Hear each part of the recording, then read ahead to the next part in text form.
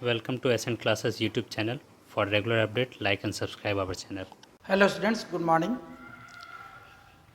आज केमिस्ट्री का next lecture आप लोग को difference between molecularity and order of reaction ये बतलाएंगे और seed of first order reaction इसके बारे में बतलाना है।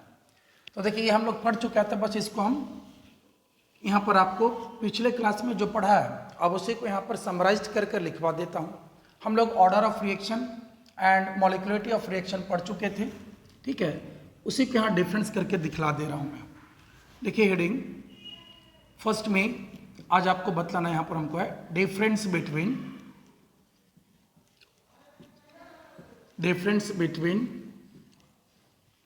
Molecularity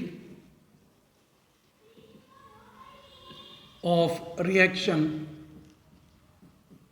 and order of reaction, order of reaction, ठीक है। इसके बारे में डिफरेंस बतलाना है। Molecularity and order of reaction के बीच क्या डिफरेंस है। तो देखिए, यहाँ जो डिफरेंस बतलाएंगे ना, ये खासकर बोर्ड में आप लोग को शॉर्ट टाइप क्वेश्चंस में पूछा जाता है। 2 मार्क्स या 3 मार्क्स के अंतर्गत रहता है। तो चलिए इसका डिफरेंस कर लिया जाए। चलिए इधर लिखेंगे एक साइड में आप molecularity of the reaction, molecularity of the reaction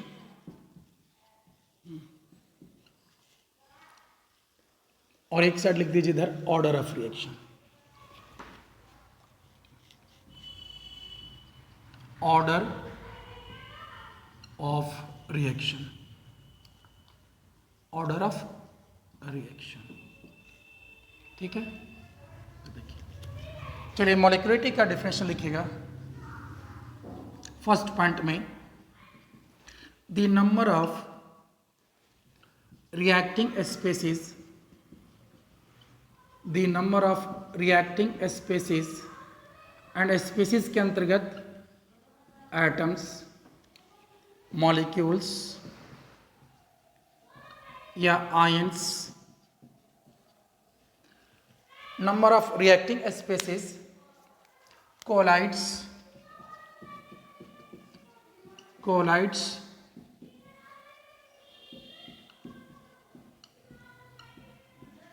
simultaneously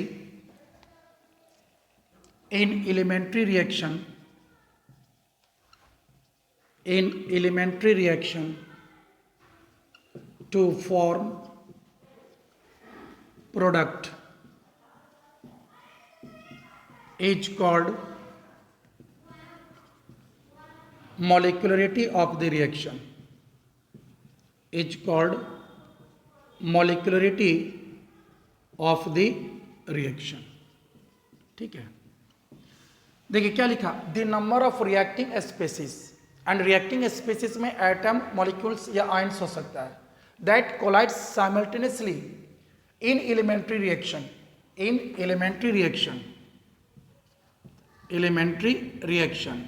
to form product is called molecularity of reaction. चलिए देखिए, मैं पहले भी समझा चुका था, एलिमेंट्री रिएक्शन का मतलब होता है वैसा रिएक्शन जो एक स्टेप में कंप्लीट हो, और एक ही स्टेप में कंप्लीट हो रहा है। इसका मतलब रिएक्टेंट का जितना स्पेसीज आपने इन्वॉल्व किया वो सारा का सारा प्रोडक्ट में कन्वर्ट हो गया। एलिमेंट्री रिएक्शन का मतलब, जैसे एक एग्जांपल से क्लियर करता हूँ, ए, बी और सी, मान लीजिए एलिमेंट्री रिएक्शन है, ठीक है। तो एलिमेंट्री रिएक्शन मतलब एक स्टेप में रिएक्शन कंप्लीट हो रहा है।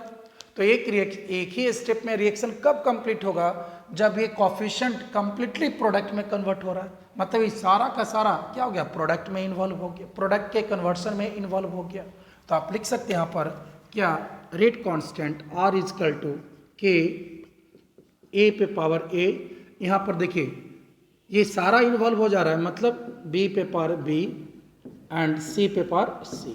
तो देखिए, तो इस रिएक्शन का molecularity A plus B plus C and order of reaction भी A plus B plus C। मतलब एलिमेंट्री रिएक्शन में, most of the elementary reaction के केस में order of reaction and molecularity of reaction same होता है, क्योंकि एक ही स्टेप में रिएक्शन कंप्लीट हो रहा था ये। तो यहाँ पर क्या होता है, molecularity of reaction and order of reaction A plus B plus C, यही हो गया। यहाँ दोनों सेम ही होता है इस केस में, ऑर्डर ऑफ रिएक्शन भी और मॉलिक्यूलरिटी दोनों का वैल्यू सेम होगा। ठीक है, अब आइए फर्स्ट पॉइंट इधर,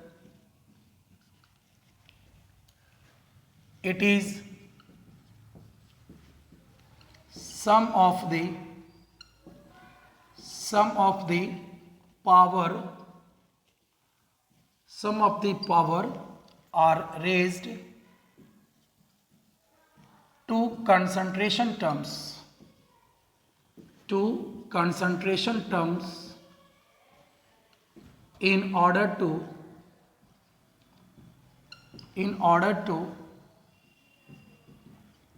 find out the rate of reaction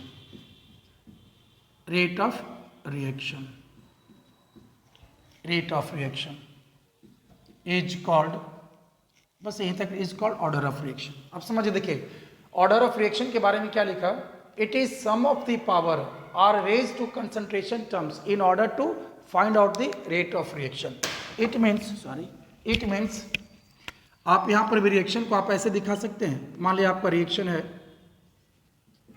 ये बी एंड सी और ये प्रोडक्ट में कन्वर्ट हो रहा है, तो बताइए ये तो एलिमेंट्री रिएक्शन नहीं है, ये कॉम्प्लेक्स रिएक्शन है, ये एक स्टेप में कंप्लीट नहीं हो रहा, मल्टीपल स्टेप में कंप्लीट हो रहा है। तो यहाँ पर आपने जो कोफिशिएंट लिया ना, स्मॉल ए स्मॉल बी स्मॉल सी, ये कंप्लीटली प्रोडक्ट में कन्वर्ट नहीं हो रहा है। अब यहाँ पर एक्सपेरिमेंटली हमको पता लगाना पड़ेगा ए का, बी का, सी का कितना मोल कन्वर्ट हो रहा है प्रोडक्ट में। तो यहाँ पर हम इस तरह से बताया था, rate laws R is equal to K A पे पावर, मान लिया ए में अल्फा मोल, बी का बीटा मोल है ना, एंड सी का स्मॉल सी का गामा मोल, ये रिएक्शन में इन्वॉल्व हो रहा है। तो यहाँ पर देखिए, तो ऑर्डर ऑफ रिएक्शन क्या कहलाया, ऑर्डर ऑफ रिएक्शन ये आपको हो गया alpha plus beta plus gamma, ये वैल्यू हो जाएगा। ठीक है, नोट करिए,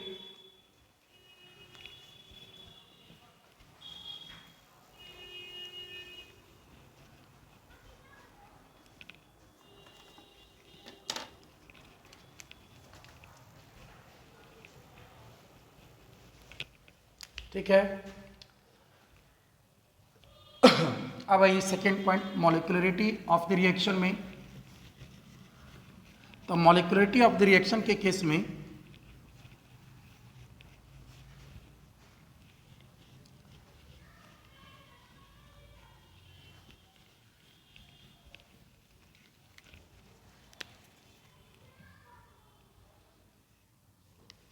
सेकेंड पॉइंट देखिए, यहाँ पर क्या ना, ये theoretical part of the reaction देखकर आप पता लगा लेंगे कि रिएक्शन की मॉलिक्यूलरिटी कितना होगा।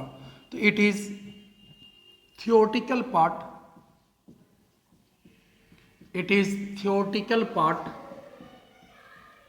ऑफ द रिएक्शन, ये रिएक्शन का थियोटिकल पार्ट को बतलाता है, और ये it is an experimental part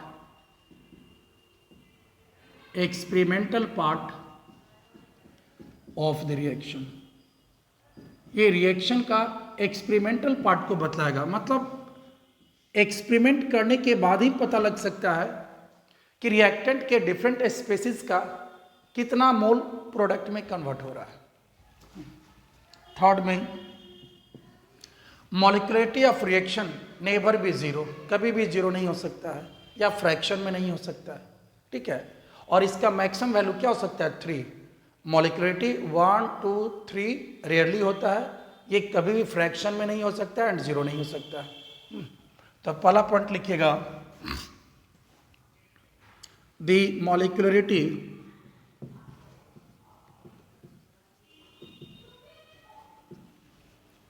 of reaction never be zero and in fraction. और इसका वैल्यू जो होता है मॉलिक्युलरिटी ऑफ फ्रिक्शन है ना, value of मॉलिक्युलरिटी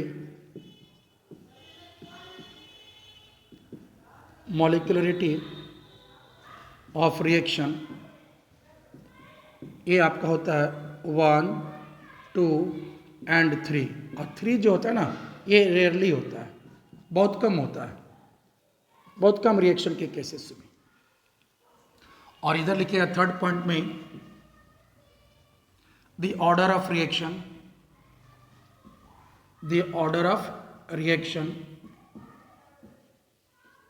may be 0, negative, positive और इन फ्रैक्शन। ठीक है, ये 0 हो, नेगेटिव हो, पॉजिटिव हो या फ्रैक्शन में कुछ भी हो सकता है, बट आपका मॉलिक्युलरिटी 0 एंड फ्रैक्शन कभी नहीं होगा।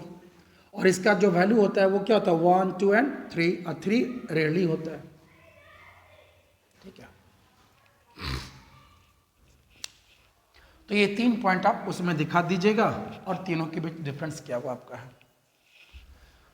तो ये हमको लिखाना इसमें बच गया था, मॉलिक्युलरिटी एंड ऑर्डर ऑफ रिएक्शन के बीच क्या डिफरेंस है। नेक्स्ट पॉइंट लिखिएगा, सीडो फर्स्ट ऑर्डर रिएक्शन। अभी छोटा सा टॉपिक वो भी है, इसे मैं कंप्लीट कर लेता हूँ। सीडो फर्स्ट ऑर्डर रिएक्शन,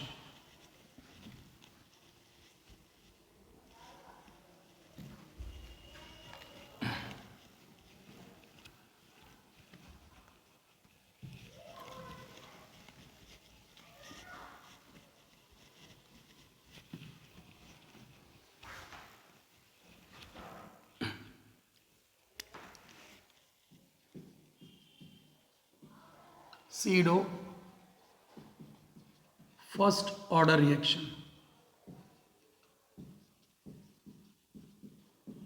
देखिए सीडो फर्स्ट ऑर्डर रिएक्शन क्या होता है ना, इसको पढ़ने के लिए पहले अब यहाँ पर 2 चीज़ मैं बतला देता हूँ।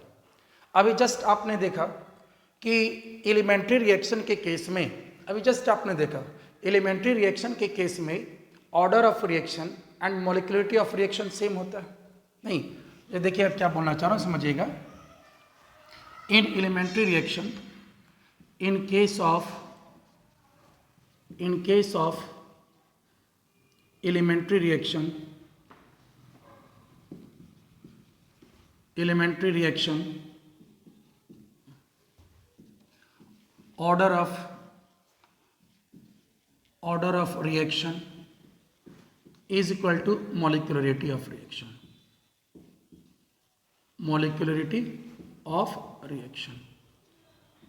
ठीक है। हम लोग दिख चुका था एलिमेंट्री रिएक्शन में क्या था कि molecularity and order of reaction same था। जैसे इस तरह का रिएक्शन ये लिखा था आपने वहां पर,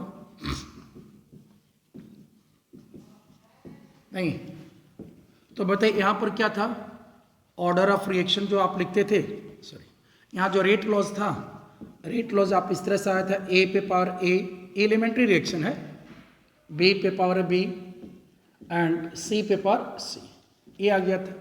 तो इस केस में अगर आपको ये पूछा जाए कि मॉलिक्युलरिटी ऑफ रिएक्शन, तो मॉलिक्युलरिटी ऑफ रिएक्शन कितना हो गया, A plus B plus C, and order of reaction कितना हो गया, ऑर्डर ऑफ रिएक्शन, तो ये भी आप क्या लिखेंगे, ए प्लस बी प्लस सी। नहीं, यहाँ पर क्या ऑर्डर ऑफ रिएक्शन एंड मॉलिक्युलरिटी दोनों का वैल्यू क्या हो गया, सेम हो गया। तो ये एलिमेंट्री रिएक्शन के केसेस में होता है, most of the elementary reaction के केसेस में होता है, ठीक है। लेकिन कुछ ऐसा भी एलिमेंट्री रिएक्शन है जहां पर कि आपका molecularity and order of reaction same नहीं होता है, और वही रिएक्शन आ जाता है आपका सीडो फर्स्ट ऑर्डर रिएक्शन में। But in some elementary reaction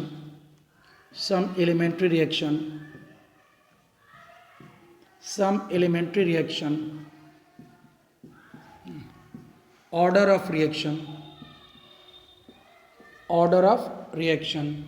is not equal to molecularity of the reaction, और जहाँ पर ये आया ना कि वैसा एलिमेंट्री रिएक्शन जिसमें order of reaction and molecularity same नहीं आ रहा है, तो भैया आपका आ गया सीडो फर्स्ट ऑर्डर रिएक्शन का एग्जाम्पल। इसी के अंतर्गत जो एग्जाम्पल आएगा ना वो हो गया कौन, pseudo first order reaction, pseudo first order reaction. तो इसी के बारे में भी पढ़ना है। तो इस सीडो फर्स्ट ऑर्डर में तो पता चल गया कि order of reaction and molecularity of reaction same नहीं होगा। अब आगे बताता हूं कि इसमें किस तरह का रिएक्शन होता है, ठीक है।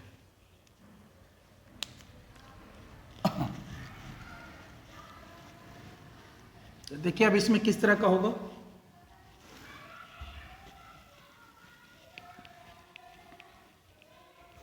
जैसे अब एक रिएक्शन लिखता हूं, पहले इसका डेफिनेशन हम लिख देता हूं, फिर या डेफिनेशन, हाँ पहले डेफिनेशन ही लिख देता हूं, तो आपको क्या होगा कि जब एक्सप्लेन करेंगे तो आसानी से क्लियर हो पाएगा कि क्या होगा। देखिए, when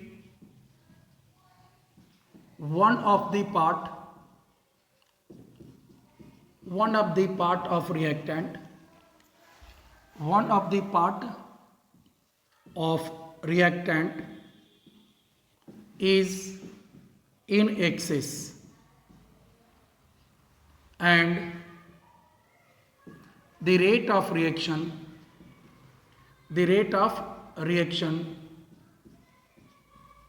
does not depends on excess part of reactant,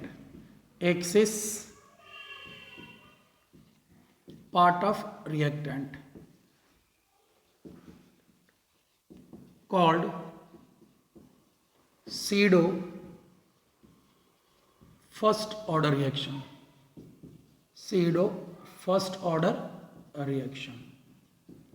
ठीक है।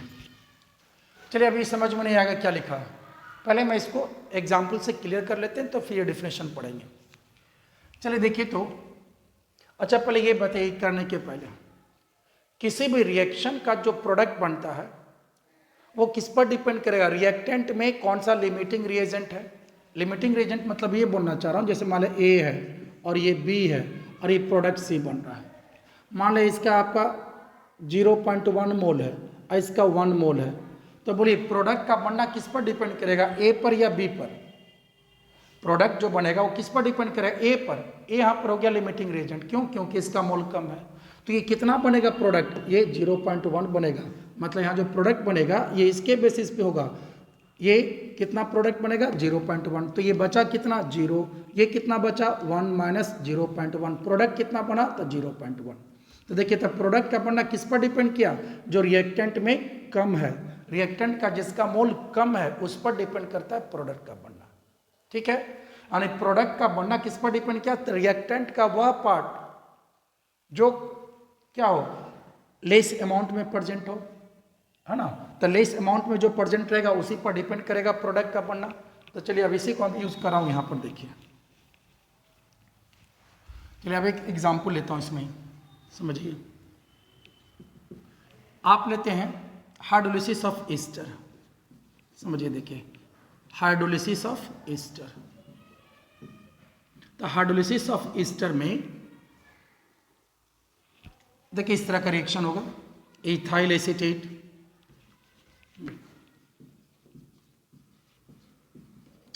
Acetate plus water gives you ethyl alcohol and acetic acid, ठीक है, ये दे रहा है। चलिए आप ध्यान दीजिएगा, हम इनिशियल ले रहा हूं यहां पर, इनिशियल में at T is equal to 0, initial concentration at T is equal to 0 पर। मान लो इसका कंसंट्रेशन आपने 0.01 मोलर और वाटर यहां पर एक्सेस में है, ठीक है, एक्सेस में है। सपोज इसका कंसंट्रेशन आपने लिया 100 मोलर, ठीक है। तो बताइए तो ये प्रोडक्ट जो बन रहा है, ये प्रोडक्ट का बनना किस पर डिपेंड करेगा, इथाइल एसीटेट के कंसंट्रेशन पर, यानी जिसका कंसंट्रेशन कम रहेगा उस पर ना डिपेंड करेगा इस प्रोडक्ट का बनना। तो बताइए कितना प्रोडक्ट बना होगा, तो फाइनल कंसंट्रेशन जो हो गया होगा आफ्टर टी टाइम, तो यहाँ देखिए final concentration after T is equal to T, यहाँ पर बताइए कितना हो जाएगा, ये 0 बचेगा क्योंकि कम है। ये को कंप्लीटली कन्वर्ट हो गया होगा प्रोडक्ट में। ईस्टर का 0.1 मोलर कंप्लीटली कन्वर्ट हो गया प्रोडक्ट में, ठीक है। ये बचा कितना, 100 minus 0.01 is equal to 99.99 approximate equal to 100 molar. ये बना कितना 0.01, ये भी कितना 0.01 मोलर। इन हो गया आपका इथाइल को इथाइल एसिटिक एसिड। चलिए एक चीज ध्यान दीजिए, तो देखिए तो इस रिएक्टेंट में ये वाटर का जो कंसंट्रेशन लिया गया था वो क्या चीज में था, एक्सेस में था। देखिए तो यहाँ पर इसका 0.01 मोलर, जब ईस्टर का 0.01 मोल कंप्लीटली कन्वर्ट हो गया प्रोडक्ट में, ये वाटर का भी 0.01 मोल कन्वर्ट होगा, तो इसका कितना बच गया 99.99 मीन्स अप्रोक्सीमेट कितना 100 के इक्वल ही हो गया। देखिए तो इस वाटर के कंसंट्रेशन में चेंज हुआ, नेग्लिजिबल नहीं के बराबर ही चेंज है। अरे 99.99 पहले 100 था, मैंने अप्रोक्सीमेट इक्वल टू 100, मतलब यहाँ देखिए तो वाटर का कंसंट्रेशन क्या हो गया, कांस्टेंट हो गया, पहले जितना था उतना अभी है। क्यों, क्योंकि यहाँ पर नेग्लिजिबल चेंज हो रहा है, ठीक है। तो यहाँ पर क्या बोलेंगे, ये concentration of water becomes constant. Concentration of water, ये वाटर का जो कंसंट्रेशन है ये change in concentration of water क्या है, कांस्टेंट है। कंसंट्रेशन ऑफ वाटर यहां पर क्या हो गया, इस तरह लिख दीजिए, कंसंट्रेशन ऑफ वाटर क्या हो गया, ये कांस्टेंट हो गया। ये वाटर का कंसंट्रेशन यहाँ क्या है, कांस्टेंट है, 100 मोलर ही रह गया, यहीं पर लिख देता हूं, कांस्टेंट हो गया वाटर का कंसंट्रेशन। तो चलिए तो यहाँ रेट लिख सकता हूं मैं ऐसे, R इजकल टू K, ठीक है, concentration of ethyl acetate into concentration of water।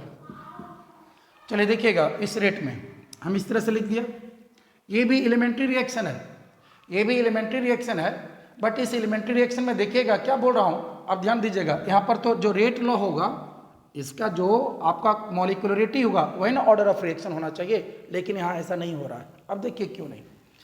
अब बताइए वाटर का कंसंट्रेशन में तो कोई चेंज नहीं हो रहा, पहले भी तो क्या था 100 था, अभी भी कितना 100 है, मतलब नेग्लिजिबल चेंज हो रहा है। तो ये वाटर का कंसंट्रेशन यहाँ पर क्या हो गया, कांस्टेंट हो गया, ठीक है। और रेट कांस्टेंट, ये भी रिएक्शन के लिए क्या होता है, कांस्टेंट ही होता है।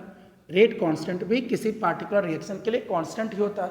तो ये कांस्टेंट इंटू कांस्टेंट, ये भी एक कांस्टेंट, नया कांस्टेंट दे देगा, R is equal to K dash कर दीजिए, इन दोनों को मल्टीप्लाई करें, K डैश हो गया, and to concentration of ethyl acetate. तो देखिए तो रेट किस पर डिपेंड कर रहा है, इथाइल एसीटेट के कंसंट्रेशन पर। तो यहाँ पर क्या हो गया, पावर 1 आ गया, मतलब ऑर्डर ऑफ रिएक्शन कितना हो गया इस रिएक्शन का, तो इस रिएक्शन का ऑर्डर ऑफ रिएक्शन 1 हो गया। ये वाटर के कंसंट्रेशन पर डिपेंड नहीं किया, क्यों, क्योंकि वाटर का कंसंट्रेशन यहाँ पर क्या हो गया, कांस्टेंट है। तो वही बोल रहा था कि बहुत सारा ऐसा भी एलिमेंट्री रिएक्शन है जिसमें molecularity and order of reaction अलग अलग होता है। अब यही इस रिएक्शन के लिए देखिए तो अब क्या हो गया, इसी रिएक्शन के लिए ऑर्डर ऑफ रिएक्शन कितना आ गया 1, एंड मॉलिक्यूलरिटी ऑफ रिएक्शन ये कितना हो गया 2। रिएक्टेंट का तो यहाँ इथाइल एसीटेट और एक वाटर का, तो कितना हो गया, मॉलिक्यूलरिटी 2 हो गया, बट ऑर्डर ऑफ रिएक्शन 1 हो गया। तो यही चीज मैं बोलना चाह रहा था कि बहुत सारे कुछ ऐसे भी एलिमेंट्री रिएक्शन होता है जिसमें कि order of reaction and molecularity same नहीं होता है। और अब देखिए डेफिनेशन समझ में आ जाएगा। देखिए तो यहाँ रेट किस पर डिपेंड कर रहा है, ये रेट डिपेंड कर रहा है ईस्टर के कंसंट्रेशन पर। अगर इसके कंसंट्रेशन को हम बढ़ा दें, यहाँ 0.01 है ना, यहाँ 0.02 कर देंगे तो यहाँ भी प्रोडक्ट बन जाएगा 0.02, यहाँ 0.03 कर देंगे तो यहाँ भी प्रोडक्ट बन जाएगा 0.03। मतलब रेट किस पर डिपेंड कर रहा है, इस ईस्टर के कंसंट्रेशन पर। क्या वाटर के कंसंट्रेशन पर डिपेंड कर रहा है, नहीं। इसके कंसंट्रेशन बढ़ा दीजिए कोई इफेक्ट नहीं पड़ेगा, इसके कंसंट्रेशन को बढ़ा देंगे तो रेट ऑफ रिएक्शन में कोई चेंज नहीं होगा। अरे ये बढ़ जाएगा तो थोड़ी, अभी भी तो मतलब क्या कांस्टेंट ही रहेगा, बहुत कम ही इसका इन्वॉल्व होगा। मतलब रेट किस पर डिपेंड किया, सिर्फ ईस्टर के कंसंट्रेशन पर डिपेंड किया। तो अब देखिए मैं पढ़ता हूँ, डिफिनेशन समझ में आ जाएगा। When one of the part of reactant is in excess, देखिए रिएक्टेंट का एक पार्ट क्या है, एक्सेस में है, and the rate of reaction does not depends on excess part of reactant, बताइए ये जो रेट है, रेट ऑफ रिएक्शन, क्या इस एक्सेस पार्ट पर डिपेंड किया? नहीं डिपेंड किया। तो इस रिएक्शन का नाम क्या हो जाएगा? Pseudo first order reaction. तो आप लोग को पूछा जाता है एग्जाम में सीडो फर्स्ट ऑर्डर रिएक्शन का एग्जाम्पल क्या होता है, तो उसका एग्जाम्पल क्या लिखेंगे? Hydrolysis of ester. ठीक है, यहाँ मॉलिक्युलरिटी हो गया 2 एंड ऑर्डर ऑफ रिएक्शन हो गया 1। उसी तरह से एक और मैं समझाता हूँ। देखिए एक और एग्जाम्पल इसी में, inversion of cane sugar, inversion of cane sugar. दूसरा example, inversion of cane sugar. Inversion of cane sugar के केस में C12H22O11 प्लस H2O, ये क्या हो गया? Cane sugar. और ये वाटर यहाँ पर एक्सेस में है, ये आपका बनाएगा C6H12O6, C6H12O6, glucose and fructose. ठीक है, चलिए देखिए अब क्या बोलता हूँ। यहाँ पर इनिशियल कंसंट्रेशन मान लिया गया, आप ऐसा ले रहे हैं at T = 0, initial concentration T = 0 पर मान लिया इसका इनिशियल कंसंट्रेशन आप लिया 0.01 मोलर, और ये एक्सेस में है, इसको भी ले लीजिए आप 100 मोलर। अभी तो ये 0 रहेगा। अब ये final concentration after T time, T = T पर, तो बताइए कितना हो जाएगा? ये तो 0 बच जाएगा, कंप्लीटली कन्वर्ट हो गया प्रोडक्ट में। इसका कितना बचा? 100 माइनस 0.01, फिर वही चीज़ आ गया 99.99 अप्रोक्सीमेट इक्वल टू 100 मोलर। अभी भी देखिए वाटर का कंसंट्रेशन क्या हो रहा है? कांस्टेंट ही रह गया, अप्रोक्सीमेट सेम ही रह गया। 99.99 का मतलब 100 लिख सकता हूँ। माने यहाँ भी वाटर का कंसंट्रेशन क्या हो गया? कांस्टेंट हो गया। ठीक है, और ये प्रोडक्ट कितना बना हुआ यहाँ पर? उसी तरह से 0.01 मोलर, और ये भी 0.01 मोलर। तो बोलिए अब इसको रेट लॉ के रूप में लिख सकते हैं। ये भी एलिमेंट्री रिएक्शन है। तो एलिमेंट्री रिएक्शन में क्या होता है? R = K concentration of cane sugar into concentration of water. जो आपका यहाँ पर मॉलिक्युलरिटी रहेगा वही ना ऑर्डर ऑफ रिएक्शन हो जाता है। लेकिन अब यहाँ पर देखिए ये वाटर का कंसंट्रेशन क्या है? अप्रोक्सीमेट कांस्टेंट ही रह गया, कांस्टेंट ही रह गया। और रेट कांस्टेंट भी क्या है? कांस्टेंट ही है। तो कांस्टेंट इंटू कांस्टेंट एक अलग कांस्टेंट हो गया, K डैश C12H22O11। तो देखिए तो अभी भी क्या इस वाटर के कंसंट्रेशन पर रेट डिपेंड कर रहा है? नहीं कर रहा है। किसके कंसंट्रेशन पर? कैन शुगर के कंसंट्रेशन पर डिपेंड कर रहा है। तो ये भी क्या हो गया? Pseudo first order reaction. यहाँ भी मॉलिक्युलरिटी हो गया 2 एंड ऑर्डर ऑफ रिएक्शन 1। यहाँ भी सेम वही चीज आ गई है ना। मॉलिक्युलरिटी ऑफ रिएक्शन, मॉलिक्युलरिटी ऑफ रिएक्शन कितना हो गया? 2, एक इसका एक वाटर का, एक मॉलिक्यूल और एक molecule 2, and order of reaction 1। तो मैं समझता हूँ डिफिनेशन समझ में आ गया होगा।